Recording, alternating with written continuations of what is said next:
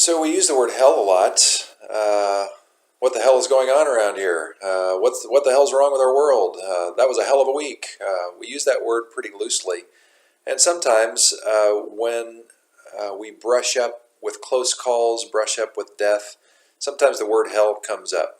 And some more conservative religious traditions have a pretty strong belief in hell, and even use a belief in hell to scare the hell out of you, so that you'll embrace their faith, so that you'll go to heaven.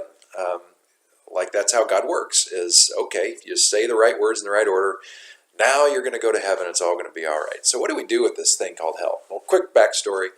When I was doing my doctorate in what's called soteriology, which is the study of salvation, I was just about to leave the ministry. Decided before I did, I really wanted to go deep and making sure I wasn't making a really stupid choice. So I did very deep study on that subject and found out that it was way bigger, more beautiful than that I'd understood it before and had been articulated for the most part to me before. And that I also realized that all that stuff had been there all along. I just didn't know about it. So when I got done with my doctorate, I was curious about a couple other topics. One was everything to do with homosexuality. What's the Bible really say about that? I've already talked about that. You can look up that teaching at CrossWalk. And the other one was hell. What the hell's the deal with hell? How do we understand this thing? And how does it make any sense? And what do we do with it and all that? So I used the same kind of academic rigor that I was forced to with my doctorate and applied that to a study of hell and found out that it is just a much different discussion than what we see so loosely played around with in churches today.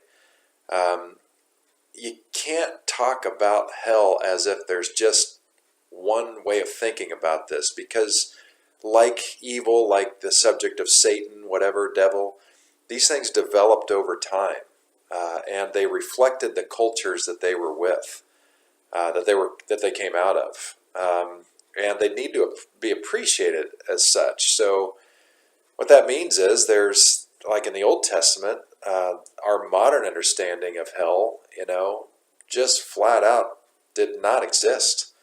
I hadn't even thought of it yet. Our understanding of hell developed somewhere around 150 years before Jesus was born, and there was an understanding of that was pretty rampant in the first century. So that's why we see some talk of it in the Christian scriptures. Same thing with this idea of that for the Revelation kinds of stuff, and a fiery lake, and the rapture, all these things, they're born out of a very specific time and context and history, and need to be seen that way. And that's very important because it's not necessarily the way we see things today. So there have been a lot of really good books written on this subject. There are a couple that I think are of note. Rob Bell's Love Wins, I think, is an important read. His academics are sound on it. He writes in a very accessible way. He's a brilliant communicator. So that's well worth your time. There's another one called, we actually had the author at our church to do a lecture, Kicking Satan and Hell Out of the Church. That one is an academic primer on the subject, and it's an academic book. Not a thick read, but a very good read, and it was written by a guy who had the same desire as I did.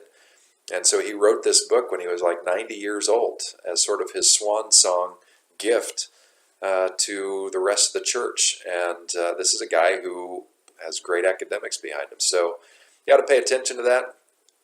Hell's still a good word. We're living in a lot of expressions of it right now. But in terms of fiery destination, you just might want to think about that a little bit more in terms of what that means. I'd be happy to talk to you about it.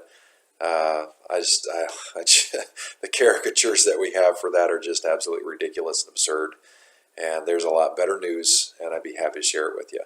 So give us a chance. I'll talk to you about it. And I think you'll be hopeful because you did.